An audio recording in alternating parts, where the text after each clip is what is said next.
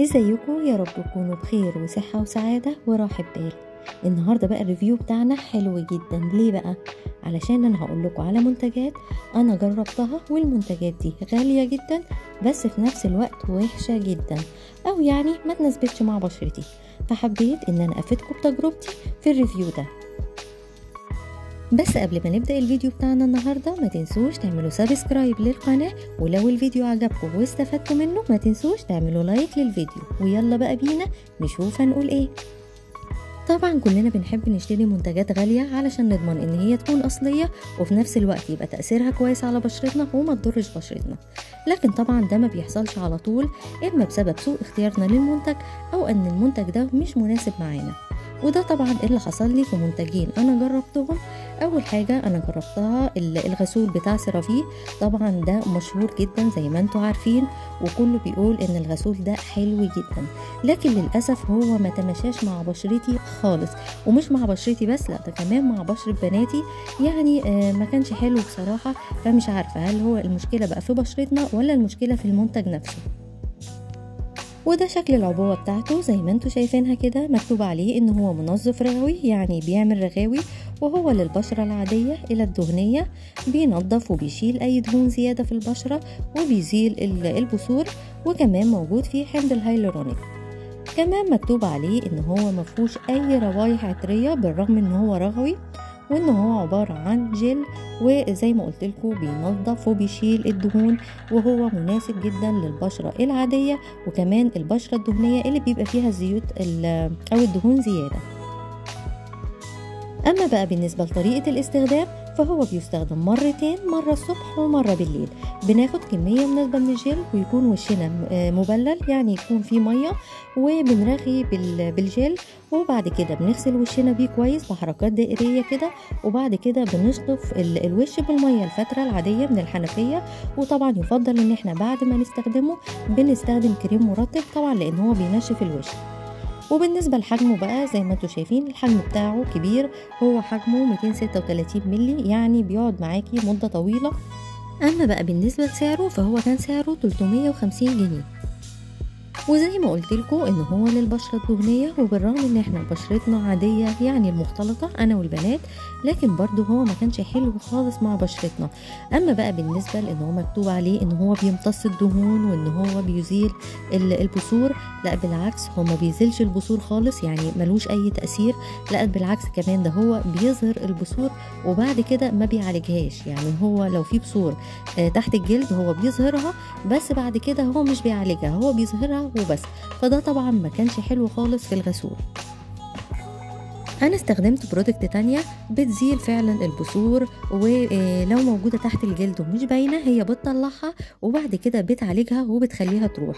لكن مع سيرافي لا، هو بيطلع البثور بس بعد كده بيسيبها زي ما هي، وبتبقى ناشفة كده وبتبقى ظاهرة في البشرة. فده طبعا ما كانش حلو خالص في المنتج. كمان هو بينشف البشرة جدا، بالرغم ان انا كنت بستخدم بعده كريم مرطب عشان ارطب بشرتي، بس كان برضو بيدي للبشرة ملمس ناشف كده. يعني هو عايز بشرة دهنية تكون دهنية جدا، يعني المختلطة برضو هو مش مناسب ليها. طبعا هو في عبوتين، في العبوة اللي هي ابيض في اخضر فاتح دي المفروض ان هي للبشرة من العادية للدهنية، وفي اللي بيبقى العبوة بتاعتها ابيض في ازرق دي للبشرة الجافة. وده بيكون شكله بنضغط عليه كده من فوق وبناخد منه كمية مناسبة من الجل مرتين وبنغسل بيه وشنا. ده بالنسبة لتجربتي لسيرافي اللي انا ما بنصحش بيه اي حد ان هو يجيبه، لانه بجد بينشف الوش جدا جدا. حتى لو بشرتك عادية او مختلطة ما انصحش انك تجربيه. اما بقى البرودكت التاني اللي هنتكلم عليه وننم عليه وهو بيزلاين. هو برضو عبارة عن منظف ومبيض للبشرة 4 في 1. يعني ايه بقى 4 في 1؟ يعني ليه 4 استخدامات. هو غسول وسكراب وقناع ومفتح للبشرة. هو مكتوب عليه ان هو غسول بيفتح البشرة وبيدي البشرة بتاعتنا اشراقة مثالية، كمان ان هو مضاد للحساسية، يعني البشرة ما بيحصلهاش منه اي حساسية.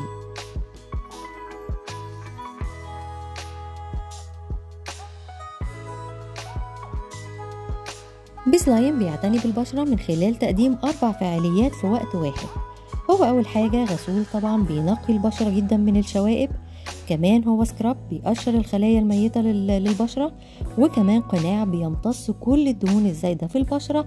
اما بقى رابع حاجة هو مفتح للبشرة، يعني المفروض ان هو بيفتح لون بشرتنا. طبعا هو فيه فيتامينات كتير جدا زي فيتامين سي وفيتامين بي 3، وطبعا الفيتامينات دي بتقلل من مظهر البقع وبتخلي الوش كده منور. كمان هو موجود في صلصال، الصلصال دوت هو اللي بيمتص الافرازات والدهون الزائده في البشره. وكمان موجود فيه بودره قشر الجوز، البودره دي طبعا هي عباره عن قشور كده خفيفه، دي اللي بتزيل الخلايا الميته لو استخدمناه كسكراب. بس انا بالنسبه لي ما انصحش اي حد ان هو يستخدمه كسكراب، لان الحبيبات اللي كانت فيه ديت الحبيبات المقشره كانت ناشفه جدا، ممكن كمان تجرح الوش، فهو بصراحه كسكراب انا ما انصحش بيه. اما بقى بالنسبه لطريقه الاستخدام، لو هنستخدمه كغسول احنا بنستخدمه مرتين، مره الصبح ومره بالليل. طبعا الوش بتاعنا يكون مبلل وبنرغي بالغسول، وبعد كده بنشطفه عادي جدا بالميه الفاتره من الحنفيه، وطبعا نبعد عن عينينا. اما بقى لو هنستخدمه كقناع هنستخدمه مرتين في الاسبوع. طبعا هو كريمي مش جل يعني. هنحط بقى طبقه سميكه شويه، بنكون الاول وشنا مبلل، نفرد بقى عليه طبقه سميكه شويه من الغسول، وبنسيبها على البشره لمده 15 دقيقه. وبعد كده عايزين نشيله بقى بنبل وشنا، وبحركه دائريه كده خفيفه بنفرك وشنا بالراحه، كل الغسول بينزل. بس طبعا يعني تبقى الحركه خفيفه جدا، لان زي ما قلت لكم القشور اللي فيه خشنه جدا، وبتبقى خشنه جدا على البشره. والغسول ده خالي من البرابين والكحول. اما بالنسبه لحجمه فهو حجمه 150 مللي، وبالنسبة لسعره هو سعره 350 جنيه، يعني نفس سعر السيرافي. أما بقى عن تجربتي ليه، هو ممكن تستخدميه كغسول بيبقى كويس جدا، بس بالنسبة لسعره انت ممكن تستخدمي برودكت يكون أقل من كده في السعر ويكون نفس الإفكت، زي ستارفيل وايتنج مثلا، هيديكي نفس التأثير. لكن بالنسبة للسكراب أو قناع بحسه إن هو يعني تقيل قوي على البشرة، يعني مش أي بشرة تستحمله. ودي كانت تجربتي مع المنتجين دول، علشان اعرفكم المميزات والعيوب في كل منتج فيهم، وكمان علشان تستفادوا من التجربة. وكمان اعرفكم ان بسبب سعرهم وبسبب ان الافكت بتاعهم ضعيف جدا او مش حلو بالنسبة لي، قررت ان انا مش هشتريهم تاني. وكده الريفيو بتاعنا النهاردة بيكون خلص. اتمنى ان انتوا تستفادوا منه لو ناويين تشتروا اي برودكت من دول. وفي نهاية الفيديو بتاعنا النهاردة أتمنى لو الفيديو عجبكم ما تنسوش تعملوا لايك للفيديو، ولو القناة بتعجبكم تعملوا سبسكرايب للقناة وتفعلوا الجرس على الكل علشان يوصل لكم كل الفيديوهات الجديدة أول ما نزلها. وبس كده.